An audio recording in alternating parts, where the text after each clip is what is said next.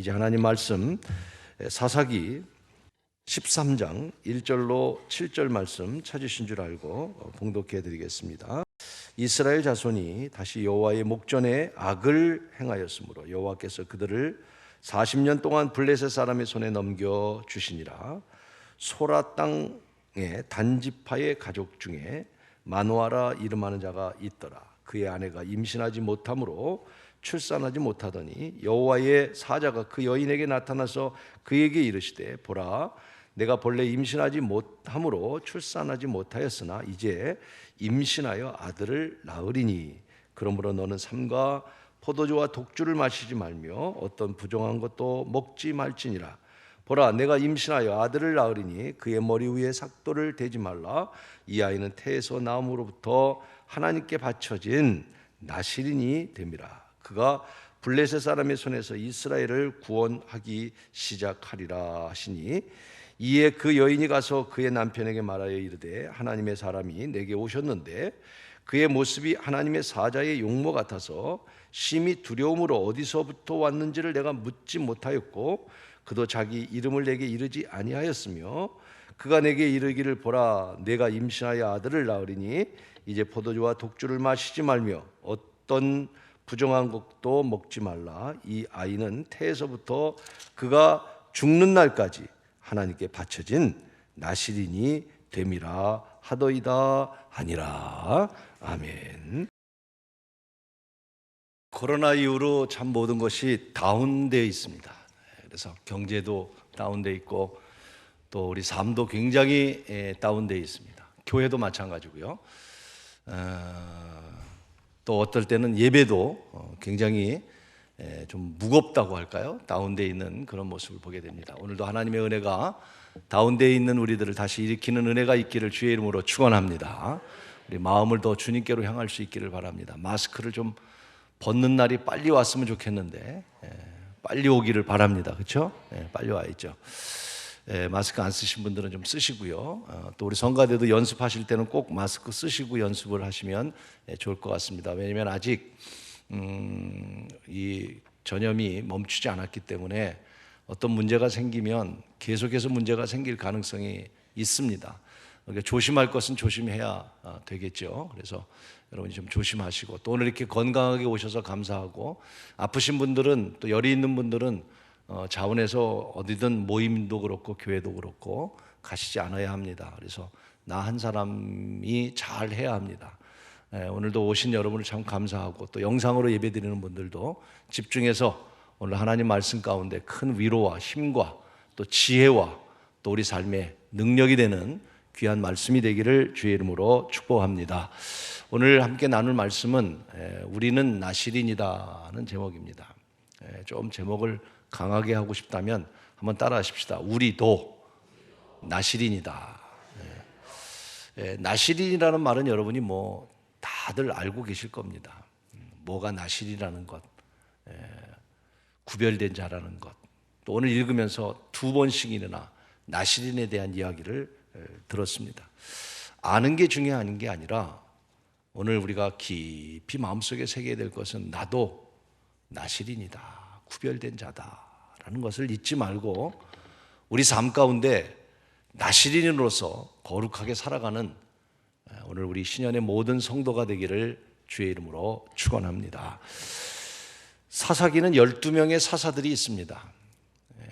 제가 이스라엘 지도를 여러분에게 좀 보여드리고 싶은데, 지도를 보면 이스라엘은 우리나라의 강원도 정도밖에 되지 않는 작은 지역입니다.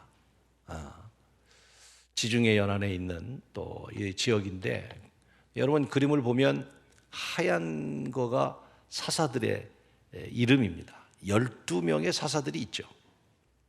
가나안 땅에 정착하면서 가나안 땅에 정착한 사람들이 9지파 반, 그리고 요단강 건너편 지금의 요르단 지역에 있는 지파가 2지파 반, 이렇게 이스라엘 백성들이 출애굽을 해서 이제 모세가 죽고 여호수아가 이끌고 여리고를 넘어서 가나안 땅에 정착하면서 그때부터 이스라엘의 초대 왕, 다시 말하면 사무엘이 왕을 선택하게 기름을 붓게 되죠.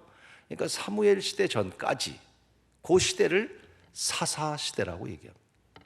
이 사사 시대에 활동했던 사람들이 12명의 사사들이 있습니다.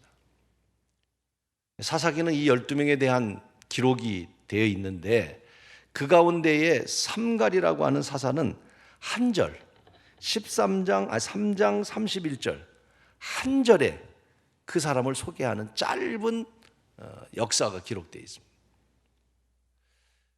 그러한 가운데에 가장 많은 부분을 차지하는 사람이 두 사람입니다. 여러분도 잘 아는 사사들이에요. 그 두 사람이 누구냐면 기드온이라는 사람이고 하나는 오늘 우리 함께 나눌 삼손이라는 사람입니다. 다시 그 지도를 한번 펴보시면요, 기드온은 저 북쪽 지역에서 활동했던 사람이고요, 삼손은 제일 밑 남쪽 지역에서 활동했던 사람입니다. 특별히 남쪽 지역에 보면 붙어있는 빨간 표시가 있는데 그게 뭐냐면 블레셋 사람들이에요. 특별히 이 블레셋과의 전쟁과 싸움이 참 많았잖아요. 이 사사시대도 마찬가지였습니다. 오늘 함께 나눌 삼손이라는 사람은 어떤 사람이냐, 13장 2절에 삼손에 대해서 아주 간략하게 소개를 합니다. 13장 2절을 볼까요? 소라 땅에 단지파 가족 중에 마노아라 이름하는 자가 있더라. 그의 아내가 임신하지 못함으로 출산하지 못하더니 하면서 이제 삼손이 태어난 배경을 말하고 있습니다. 여기 보면 소라 땅 단지파, 그의 아버지는 마노라라고 하는 이런 아버지 밑에서 아기가 없다가 출산하지 못하다가 하나님께서 출산하게 하셔서 이제 삼손이 태어나게 됩니다. 그런데 임신한 그의 어머니에게 하나님 천사가 뭐라고 말하는 거니, 너도 구별된 자니까 이제 임신을 했으니까 독주 먹지 말고 또 부정한 시체 만지지 말고 머리 삭도를 대지 말고 너뿐만 아니라 너의 자녀도 그렇게 해야 된다라고 말씀합니다. 그것이 13장 5절입니다. 그것이 나시린이죠. 자, 13장 5절, 나시린은 어떤 사람인가? 오늘 13장 5절에 그의 어머니에게 하셨던 말씀을 같이 한번 보시면서 나시린의 의미를 다시 한번 생각해 봅니다. 시작. 보라, 내가 임신하여 아들을 낳으리니 그의 머리 위에 삭도를 대지 말라. 이 아이는 태에서 나옴으로부터 하나님께 바쳐진 나시린이 됨이라. 그가 블레셋 사람의 손에서 이스라엘을 구원하기 시작하리라. 그 어머니에게도 너도 나시린이기 때문에 세 가지를 금해일 뿐만 아니라 너뿐만 아니라 너의 난 아들 삼손에게도 절대로 이 세 가지를 해서는 안 된다. 구별된 자이기 때문이다. 그것을 나시린이다 라고 말씀하고 있는 얘기입니다. 삼손이 태어날 때 그 아버지 마노아가 무슨 생각을 하냐면, 마노아가 자기 아내에게 당신에게 나타난 그 천사가 또 나타나면 나를 좀 부르시오. 내가 천사에게 좀 물을 말이 있어. 그래서 다시 천사가 나타났을 때에 그 남편 마노아를 부르게 됩니다. 그래서 남편과 함께 천사에게 찾아가게 되죠. 천사에게 묻습니다. 뭐라고 묻느냐면 13장 22절에 이렇게 묻게 됩니다. 뭐라고 물으냐면 13장 12절에 뭐라고 묻냐면, 자, 13장 12절, 마노아가 이르되 이제 당신의 말씀대로 되기를 원하나이다. 이 아이를 어떻게 기르며 우리가 어떻게 행하리까? 자, 여기서 굉장히 좋은 교훈을 얻게 되죠. 이제 앞으로 당신의 약속대로 아들이 낳게 되면 내가 이 아이를 어떻게 키우겠습니까? 하는 그런 내용이죠. 그러면서 그게 나시린에 대한 이야기를 합니다. 나시린은요, 민수기 6장 1절로 8절에 나시린에 대한 이야기가 쭉 기록되어 있습니다. 오늘 여러분에게 읽을 수는 없고요. 나시린의 6장 1절부터 8절까지 보면 아주 나시린에 대한 자세한 설명을 합니다. 나시린은 첫째, 절대로 포도주뿐만 아니라 독주를 먹어서도 안 되고요, 또 포도즙도 안 되고 생포도도 안 되고 건포도도 안 되고, 또 두 번째, 삭도를 내지 말라고 말하면서 절대로 머리를 잘라서는 안 된다고 말하고요, 시체를 가까이에서는 안 되는데, 오늘 뭐 우리 상을 당하신 분도 있지만 나시린으로 있는 사람은 부모나 형제나 자매가 죽어도 그 자리에 가서는 안 된다고 하는 얘기예요. 그 말이 뭘까요? 굉장히 당신은 구별된 자입니다. 그런 뜻을 갖고 있는 거죠. 자, 이 나실인은 구약 시대의 나실이니까 저는 오늘 이 자리에 모인 우리 모든 믿음의 성도들은 우리도 나실인이다라고 생각합니다. 그렇지 않겠습니까, 여러분? 여러분 하나님께서 부르신 하나님의 나실인들이십니다, 여러분들이. 아멘. 그래서 많이 침체돼서 아멘도 잘 안 하고 훈련이 좀 필요할 거예요. 아멘. 따라서 나도 나실인이다. 어떤 생각이 드세요? 정말 여러분 나실인이 아닐까요? 저는 나실인이라는 말로 삼행시를 제가 한번 묵상하면서 적어봤어요. 나를 부르신, 저 자신을 생각하면서 나를 부르신 하나님의 은혜를 생각하며 실수 많고 허물 많은 내가 죄인이지만 인쳐 주신 거룩한 백성으로 살아가리라. 아멘. 여러분 그렇습니다. 저와 여러분 나실인입니다. 나실인. 하나님께서 저와 여러분을 나실인으로 우리를 불러주셨다고 저는 생각이 듭니다. 나실인으로 우리는 살아가야 합니다. 그냥 우리가 적당히 교회 생활하고 신앙생활하는 게 아니라 우리가 나실인이라는 그런 마음을 가지고 살아갔으면 좋겠어요. 다시 한번 여러분 나실인이 되기를 주의 이름으로 축복합니다. 그럼 나실인으로서 어떻게 살아가야 되는가? 오늘 말씀을 통해서 제일 첫째로 13장 5절 아까 읽었습니다마는 하나님께 바쳐진 나실인입니다 라고 말씀하죠. 거기에 무슨 뜻을 갖고 있냐면 첫째로 나실인은요, 하나님께 바쳐진 나실인, 첫째로 구별되게 살아야 합니다. 구별된 자라는 것을, 나실인은 구별된 자라는 말입니다. 아까 그 마노아가 아버지가 천사를 만나서 어떻게 내 자녀를 키울까요? 이렇게 묻지요. 그때 천사가 뭐라고 대답하는 거 아니? 13장 14절입니다. 14절 말씀 이렇게 이야기합니다. 포도나무의 소산을 먹지 말며 포도주와 독주를 마시지 말며 같은 말이죠. 부정한 것도 먹지 말고 내가 내게 명령한 것을 다 지키게 하라, 이렇게 말씀합니다. 내 자녀를 어떻게 키울까요? 오늘 우리의 고민 아닙니까? 오늘 우리가 어떻게 살아가야 될까요? 그리스도인들이라면 고민해 봐야 되는 질문 아닐까요? 어떤 크리스찬이 돼야 될까요?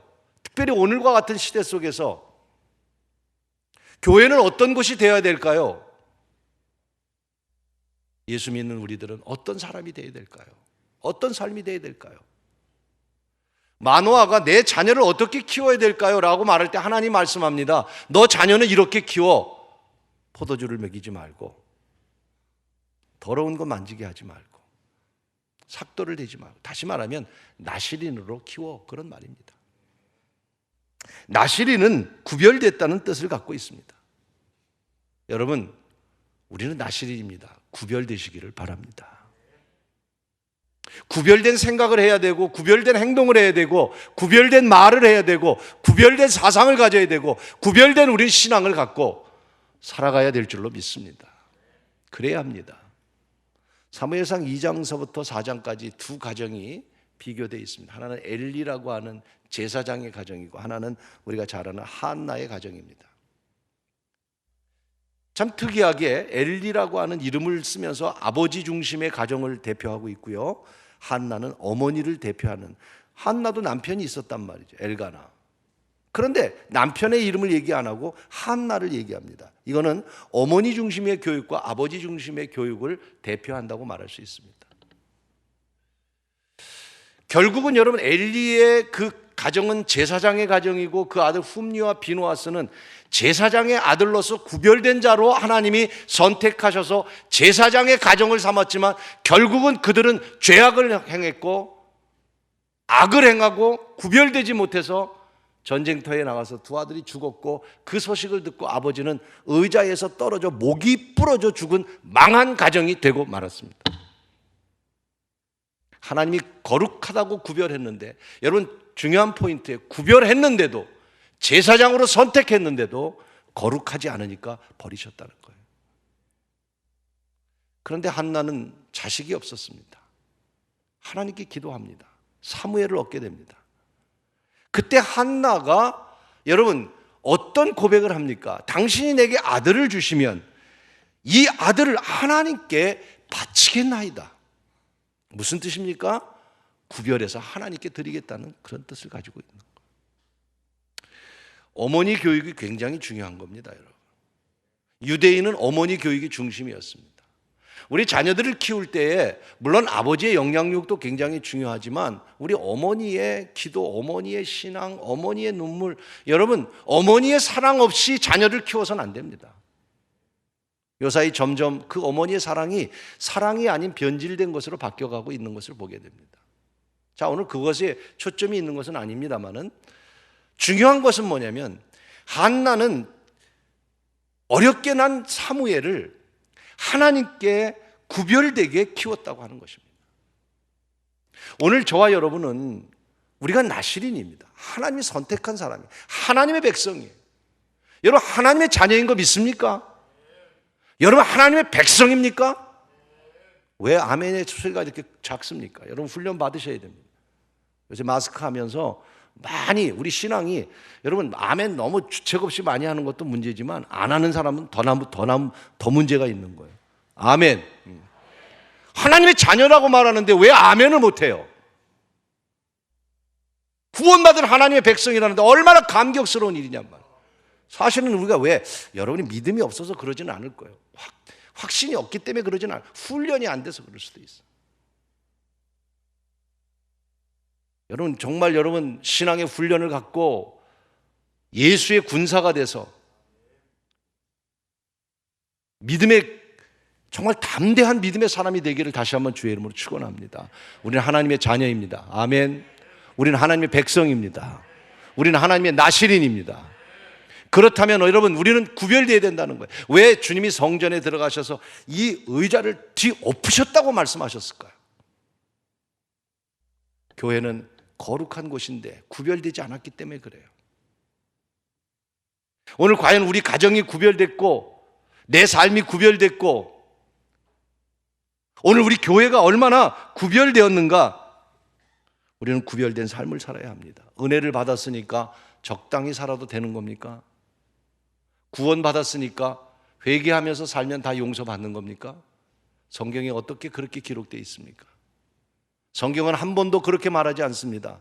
내가 너를 지명해 불렀나니 내가 거룩하니 너희도 구별되게 거룩하게 살아가라고 말씀하고 있습니다. 그러기에 우리는 나실인으로서 우리는 구별된 삶을 살아가야 하는 것입니다. 하나님은 우리를 차별하지는 않습니다. 한 사람도 차별하지 않습니다. 믿지 않는 사람까지 사랑하시고 구원받지 못한 온 인류를 위하여 주님은 십자가를 돌아가셨지 여러분과 나만을 위해서 십자가에 돌아가신 분이 아니에요. 누구든지 그를 믿기만 하면 지금도 구원받을 수 있는 마치 태양이 모든 사람에게 비춰지듯이 하나님은 모든 사람을 사랑하시고 여러분도 사랑하시고 죄인도 사랑하시고 죄 가운데 있어도 사랑합니다. 그러나 그 사랑의 하나님은 우리에게 말씀합니다. 그러나 너희는 구별되라고 하는 거예요. 구별이라고 하는 것은 혼자 있는 걸 말하지 않죠. 난 구별됐으니까 나 혼자 아니죠. 산속 깊은 데 가서 그게 아니죠. 성경이 이렇게 말합니다. 세상에 나가 너는 빛이 되라 이렇게 말씀합니다. 그게 구별입니다. 악한 세상에 살면서 거기서 구별되게 살라는 겁니다. 제자들이 변화산에서 세 제자가 너무 좋사오니 여기 초막셋을 짓고 삽시다. 주님 말씀합니다. 아니다. 산 밑으로 내려가라고 말씀합니다. 우리는 교회 안에서만 구별된 자가 아니란 말입니다. 정말 우리는 나실인으로서 세상 속에서 구별된 삶을 살아갈 때에 빛이 되고 소금이 되고 하나님의 영광을 드러내는 거룩한 하나님의 백성이 되는 줄로 믿습니다. 저는 우리 교단뿐만 아니라 우리 한국 교회도 그렇지만 저 개인적으로도 현 정부에 강력하게 요구하는 두 가지가 있습니다. 어떻게 보면 반대하는 거죠. 그 두 가지는 동성애의 법의 통과를 대항하고 있고 또 하나는 차별금지법에 대한 것을 반대하고 있습니다. 이것은 우리 기독교가 생명을 걸고 해야 될 일인데 현 정부가 지금 성차별 동성애 문제를 통과시키려고 하고 있고 차별금지법을 통과시키려고 하고 있습니다. 여러분, 이것은 우리가 막아야 됩니다. 물론 우리가 못 막을 수도 있습니다. 통과될 수도 있습니다. 그러나 용납해서는 안 됩니다. 교회는 용납될 수가 없습니다. 이태원의 문제도 어떻게 보면 오늘 반대로 신문에 났더라고요. 동성애만 통과됐다면 그들이 부끄럽지 않게 나와서 검사를 받아서 이런 일이 안 생길 텐데 동성애가 통과되지 않았기 때문에 그들이 숨어 다닌다, 이렇게 얘기를 하고 있습니다. 엉터리 같은 얘기입니다. 여러분, 동성애는 죄입니다. 태어날 때부터 그렇게 태어났다, 아닙니다. 왜 죄라고 말하냐? 성경이 말하고 있습니다. 성경은 이미 그것이 죄라고 말하고 있습니다. 물론 그들의 마음과 그들의 아픔과 그들의 상처는 우리가 압니다. 그러나 하나님께로 돌아와야 합니다. 치유돼야 합니다. 동성애가 많으면 많을수록 세상은 악해질 수밖에 없습니다. 여러분, 동성애자들이 악해지는 거 아닙니까? 세상이 더러워지는 거 아닙니까? 그렇기 때문에 죄. 그래서 우리는 거기에 대해서 우리는 구별해야 되는 거예요. 또 하나가 차별금지법이죠. 차별하지 말자는 거예요. 그래서 차별금지법을 만들어서 차별하면 감옥에 가게 하고 벌금을 내게 하자는 거예요. 나쁜 것 같지 않죠? 세상을 평등하게 만들자는 거죠. 여성과의 차별, 남자와 여성의 차별을 없애자. 그 말 자체가 차별이라고 저는 생각해요.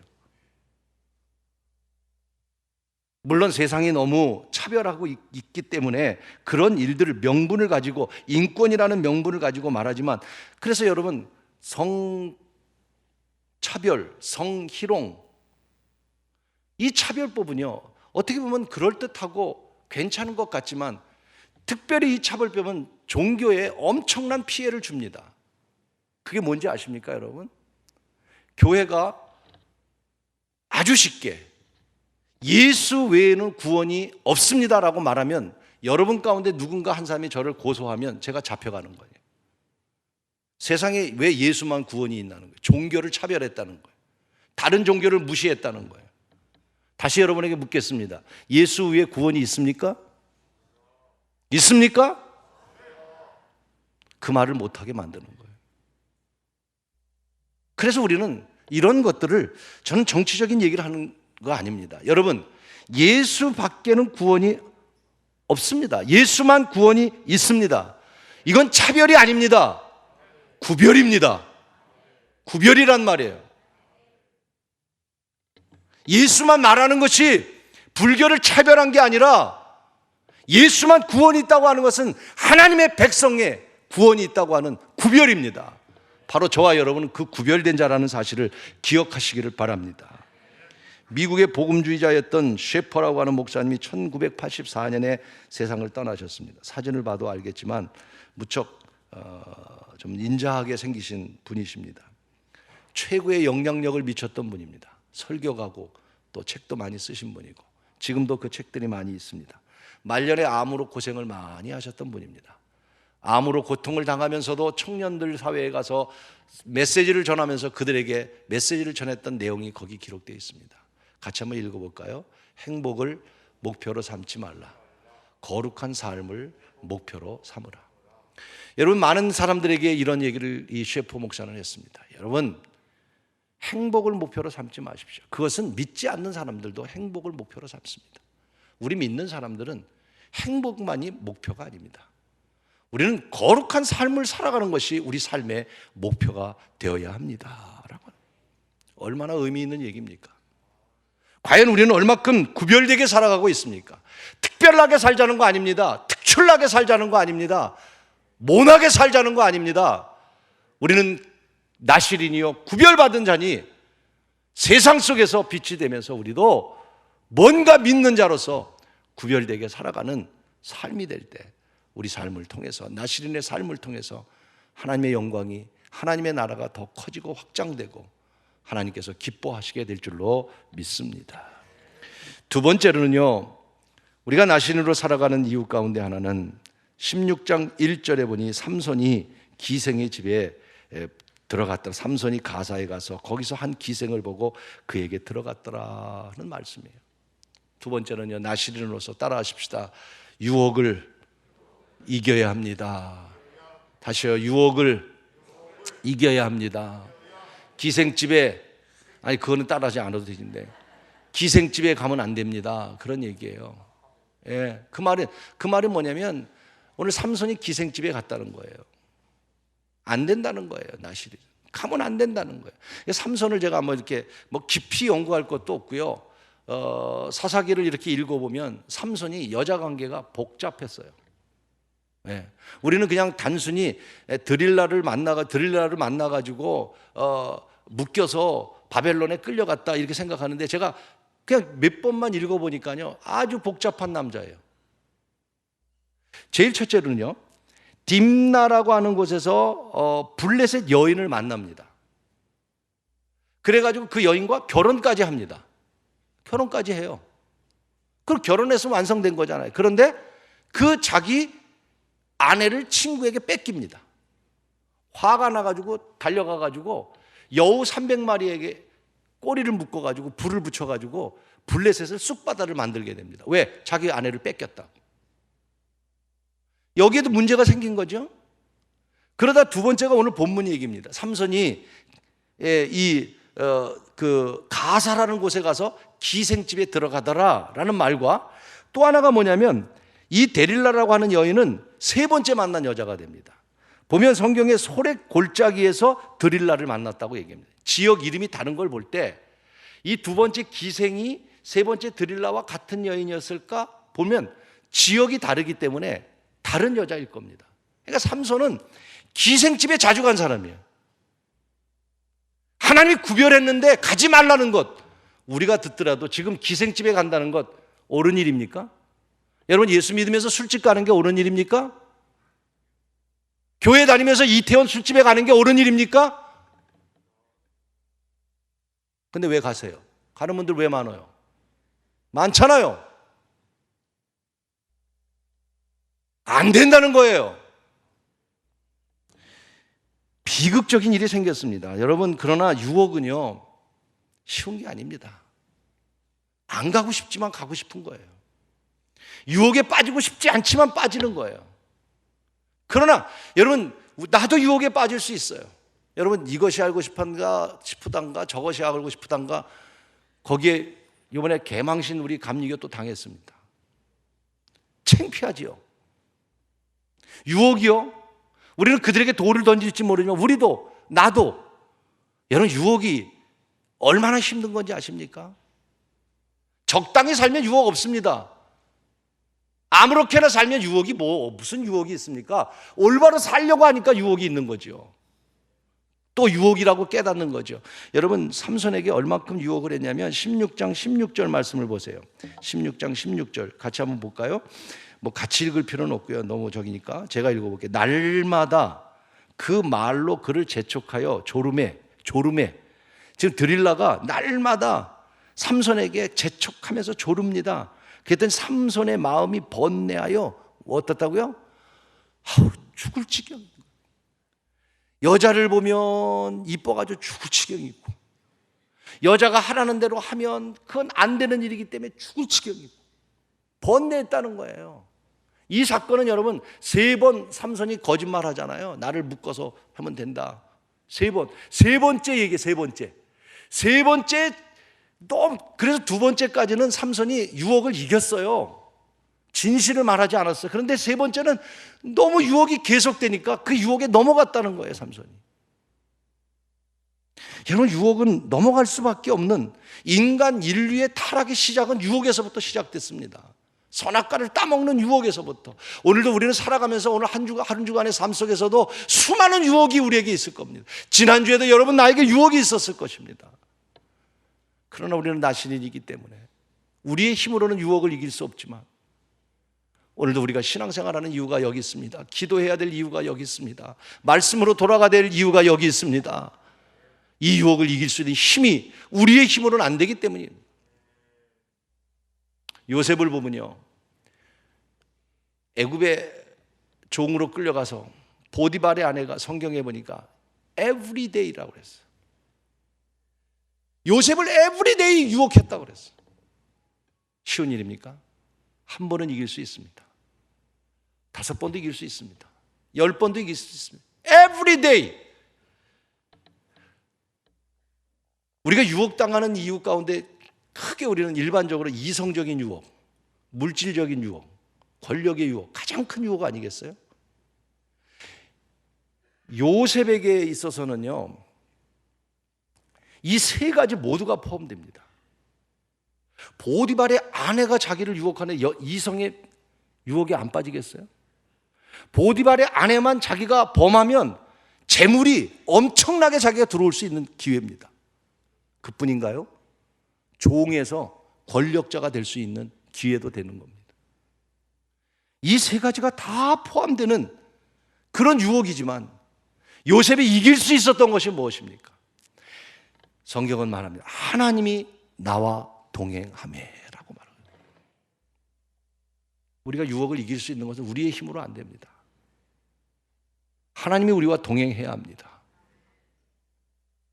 하나님이 나와 동행한다는 사실을 갖고 있어도 우리는 범죄하게 되는 거고 유혹에 빠지는 것인데, 하나님과 동행하지 않고 어떻게 유혹을 이길 수 있겠습니까? 그러니 나실인이라고 말하지만 세상의 유혹에 다 빠져가는 것이죠. 여러분, 마태복음 13장 씨 뿌리는 비유 속에서 4종류의 비유를 말하면서 3번째 가시밭의 비유를 이렇게 말합니다. 세상 염려와 재물의 유혹으로 결실하지 못했다. 여러분, 유혹에 빠지면 결실이 없습니다. 열매가 없습니다. 오늘 저와 여러분, 어렵고 힘든 일이지만 유혹에 빠지지 않도록 하나님과 동행하는 삶이 되셔야 될 줄로 믿습니다. 사탄은 여러 가지로 우리를 유혹합니다. 남들도 그러는데 뭘 그래, 이번 한 번만 딱 하면 되지 않을까, 어쩌면 이번이 좋은 기회야, 아무도 모르는 일이니까 이 정도는 괜찮을 거야. 이런 유혹들이 아주 단순한 유혹입니다. 그런 유혹 가운데 저는 이런 생각도 해봤습니다. 은근히 이런 생각들 하는 분들이 많이 계신 거예요. 혹 실제로 생각은 안 하지만 내 잠재의식 속에 담겨져 있는 것이 있습니다. 내가 잘못했더라 할지라도 하나님께 회개하면 또 용서하시는 거니까. 제가 그런 생각을 해봤어요. 혹 내가 잘못했더라도 회개하면 하나님이, 실제로 그렇게 행동은 안 하지만 우리 잠재의식 속에 회개하면 되는 거니까. 여러분, 성경이 그렇게 말하고 있는가요? 유혹은 매우 순간적입니다. 순간적인 욕심에서 시작됩니다. 우리 보이스피싱 당하신 분들이 계신지 모르겠어요. 참 우리 연세 드신 분들 조심하십시오. 순간적입니다. 저도 당할 뻔했습니다. 근데 그 당하는 이유가 아무 이유 없이 당하나요? 아닙니다. 뭔가 조건이 있기 때문에 그 욕심에 순간적으로 당하는 겁니다. 아무 이유 없이 통장에 빠져나가는 게 아니에요. 뭘 하는데 뭘 보내주면 뭘 어떻게 한다고 하니까 그 순간적인 욕심에 순간적으로, 저도 한번 깜짝 놀란 적이 있어요. 제가 이 유혹에 대한 이야기를 하면 이야기를 안 할 수 없어요. 제 대학교 2학년 때 용현동이 집이었어요. 그래서 주안역에서, 주안 저쪽 건너편이죠, 기차를 타고 학교를 다녔어요. 오후에 오는데 계단을 주안역에서 내려와가지고 보니까 사람들이 몰려 있어. 뭐하나, 대학교 2학년 때. 그랬더니 좌판을 깔아놓고 컵 3개가 있는데 막 왔다 갔다 하고, 거기 그 주사위 던지는 거 하나가 있는데 그거를 찾아내면 10배로 주는 거예요. 이렇게 보니까 재밌더라고. 할 생각은 안 하고 구경만 했어요. 제가 자꾸 이상한 눈으로 보지 마세요. 구경만 해요. 근데 내가 속으로 생각하길 저거 100% 다 맞는 거야. 내가 보니까 할 때마다 옆에서 사람들이 막 하더라고. 내가 보니까 막 틀리더라고. 내가 보니까 다 맞아. 그래, 한번 내가 해보자. 주머니에다 손을 넣고 꼼지럭. 저는 그때 돈 액수도 아직도 기억납니다. 3,000원. 지금으로 말하면 꽤 될 거예요. 3만 원이 넘을 거예요. 이 3,000원은 한 달 기차 타고 다니라고, 그때 패스라는 게 있었어요. 그래서 그거 끊으라고 준 3,000원이에요. 주머니 쭉 10배 엄청난 돈이 되는 거예요. 했게요, 안 했게요? 했어요. 야, 백발백중 내가 다 맞췄는데 내가 돈 가니까 안 맞더라고. 저는 그때 그 기억이 아직도 생생합니다. 여러분, 유혹이라는 거는 그런 거예요. 오늘 우리 청년들은, 우리 청년부 얘기는 아닙니다만, 어느 교회에서 청년부가 노래방을 가기 시작했어요. 노래방이 이제는 어떻게 보면 나쁜 문화는 아니잖아요. 그러나 점점 요새는 나쁜 문화로 바뀌어가고 있고 잘못돼 가고 있는 건 사실이잖아요. 그죠? 청년들이 노래방 가는 걸 그렇게 교회에서 막을 일이 있겠습니까? 가다 보니까 청년들이 점점 더 많아졌어요. 즐거웠어요. 가서 노래하고 건전하게 노래하고 하니까 스트레스도 풀고. 근데 그러다 보니까 그곳에서 만나는 청년들이 서로 눈빛이 오고 가고 하면서 자기 친한 아이들이 생기기 시작합니다. 마음이 끌리는 아이들이 생기기 시작합니다. 그러다 보니 남녀 둘이서 우리끼리 한번 노래방 갈까 하는 제안을 합니다. 둘이 가서 건전하게 교제하면서 노래할 수 있었겠죠. 그러나 점점 깊어지기 시작합니다. 신촉 접촉하기 시작합니다. 자꾸 어느 한계를 넘어가기 시작합니다. 그러나 결국은 그들이 마지막까지 이성 교제를 하고 결혼을 하느냐? 아닙니다. 결국은 그것이 잘못됐다는 걸 알고 서로 안 맞는다는 걸 알고 헤어집니다. 결국 두 사람 다 교회를 떠납니다. 이건 사실 웬만한 교회 청년들 사이에 대부분 있는 이야기들입니다. 단순한 이야기입니다. 여러분, 혼전 이전의 행동은 금해야 합니다. 죄입니다. 유혹이 있을 수 있습니다. 그러나 우리는 나실인이기 때문에 우리는 그 유혹을 이겨야 합니다. 유혹은 무섭습니다. 그러나 사랑하는 여러분, 나실인이기에 우리는 이 유혹을 이겨서 나실인으로 거룩하게 살아가는 저와 여러분이 되기를 주의 이름으로 축원하는 것입니다. 오늘 말씀이 길어집니다마는 마지막 16장 20절 말씀을 보면서 저는 너무 참 충격이라고 할까요? 16장 20절을 보면서 너무나 많은 것을 깨닫고 얼마나 소중한 걸 알게 됐습니다. 16장 20절 같이 읽겠습니다. 드릴라가 이르되 삼손이요 블레셋 사람이 당신에게 들어닥쳤는데 하니 삼손이 잠을 깨며 이르기를 내가 전과 같이 나가서 몸을 떨치리라 하였으나 여호와께서 이미 자기를 떠나신 줄을 깨닫지 못해. 자, 이 말의 배경을 말씀을 드릴게요. 한 번, 두 번, 세 번 묶었다가 풀려났어요. 세 번째 그 드릴라의 유혹을 받고 이제 머리를 자른 후에 묶어놨어요. 이제 블레셋 사람들이 왔다라고 말하니까 삼손이 잠자다가 버떡 일어나서 첫 번째도 생줄, 그 생줄이 뭡니까? 그 생물에 죽지 않은 줄, 끊어지지 않잖아 이거. 그거로 묶었는데도 힘을 주니까 끊어졌거든요. 두 번째도 새로운 밧줄로 꽁꽁 묶었지만 힘을 주니까 끊어졌거든요. 세 번째 묶어놨습니다. 오늘 본문, 다시 본문을 틀어보세요. 본문을 보면 삼손이 들어닥쳤다는 말을 듣고 잠을 깨어 이르기를 내가 전과 같이 나가서 몸을 떨치리라. 끊으려고 노력하는데 안 끊어지는 거예요. 여러분, 왜 끊어졌어요? 왜 안 끊어져요? 왜 끊어져요? 왜 안 끊어져요? 하나님의 신이 계실 땐 끊을 수 있지만 하나님의 신이 떠나면 어떤 나실인이라도 여러분 끊을 수 없게 되는 것입니다. 다시 말하면 나실인인 우리는 하나님의 영이 우리에게 떠나가지 말아야 합니다.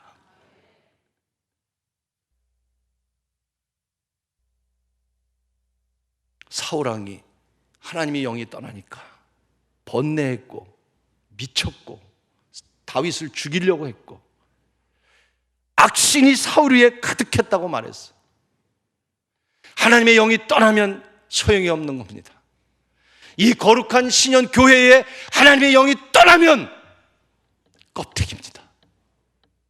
여러분의 가정에 하나님이 떠나면 죽은 거고, 아무리 예수 믿고 아무리 교회 다니고 아무리 직분 받고 아무리 목사여도 하나님의 영이 떠나면 아무 소용 없는 거예요. 우리는 나시린으로서 하나님의 영이 함께 거하는 거룩한 하나님의 성전이, 하나님의 거룩한 여러분 마음이 되어야 하나님이 함께함으로 말미암아 거룩하게 우리는 살아갈 수 있는 줄로 믿습니다.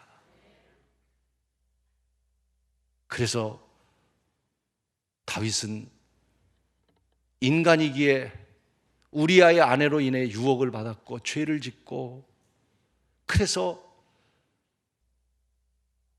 유혹을 이기지 못하고 범죄함으로 구별되지 못해서 죽을 수밖에 없을 때 하나님께 그가 고백한 시편 51편 11절에 이렇게 다윗이 고백한 겁니다. 나를 주 앞에서 쫓아내지 마시며 주의 성령을 내게서 거두지 말아 주옵소서. 사랑하는 여러분, 우리 신현교회 하나님의 영이 떠나지 않기를 기도합시다. 여러분 가정에 하나님의 영이 떠나지 않기를 간절히 소원합시다. 오늘 내게서 하나님의 영이 떠나지 않도록 힘쓸 수 있기를 바랍니다. 구세군의 창시자 윌리엄 부스는 이런 말을 했습니다. 다가오는 미래에 가장 위험한 것이 무엇입니까? 라고 물을 때 윌리엄 부스는 이렇게 말했어요. 회개가 없는 기독교, 예수가 없는 진리, 지옥이 없는 천국, 성령이 떠난 교회, 앞으로 미래에 닥칠 가장 위험한 일이라고 말했습니다. 사랑하는 여러분, 하나님의 영이 떠나지 않도록 하나님의 영과 동행하는 자가 될 때 유혹도 이길 수 있고 시험도 이길 수 있고 거룩한 하나님의 백성으로 능력 있게 살아갈 수 있는 줄로 믿습니다. 요사이 윤미향 사건으로 인해서 정말 매스컴이 시끄럽습니다. 정의연 그 기관은 정말 초창기에 소외된 자, 특별히 여러분 알다시피 정신대 문제로 인해서 그 어려움을 당했던 그 연로하신 노인분들, 그분들을 잘 하려고 30년을 일본과 싸웠던 아주 좋은 정의를 말하고 어려운 사람들을 돕는 그런 좋은 의미 속에서 시작해서 수많은 후원금을 걷어서 정말 그들을 대우하려고 만들었던 기관이었습니다. 그런데 그 본질에서 떠나가니까 엉뚱한 일들이 생기는 거예요. 정말 좋게 시작했지만, 좋은 정신으로 했지만 그 정신이 빠져나가니까 신앙도 마찬가지예요. 오늘 우리가 여러분 하나님의 영이 떠나면 우리가 무엇을 해도 아무 소용없는 거예요. 그러기에 다시 우리는 하나님의 영으로 함께하는 교회와 성도가 되기를 주의 이름으로 축원하는 것입니다. 여러분 10년 전에 나온 책입니다. 2020-2040. 제가 이미 여러분에게도 몇 번 얘기했던 책입니다. 최윤석 박사가 쓴 책이에요. 한국교회 2020년서부터 2040년도에 한국교회는 어떻게 될 것인가 10년 전에 나온 책입니다. 예언서는 아니지만 그가 얘기한 것들이 거의 다 맞아가고 있습니다. 경제가 어려워질 것이고 교회가 어려워질 것이고 또 저성장할 것이고 또 앞으로 4차 산업혁명 시대가 될 것이고 또 앞으로 이제 한국은, 그러면서 요셉이 7년 풍년 들었을 때 이것은 앞으로 미래가 교회가 희망이 없다는 얘기가 아니라 앞으로 희망이 없는데 요셉이 풍년이 들었을 때 7년을 잘 준비하니까 아무리 흉년이 와도 이겼던 것처럼 앞으로 미래는, 한국교회 미래는 없고 한국이라는 나라 자체도 이제 미래가 없어지는데 우습게 들을 얘기가 아니에요. 요셉이 풍년이 들었을 때 잘 준비한 것처럼 준비된 사람은 미래의 희망이 있다, 그런 얘기를 합니다.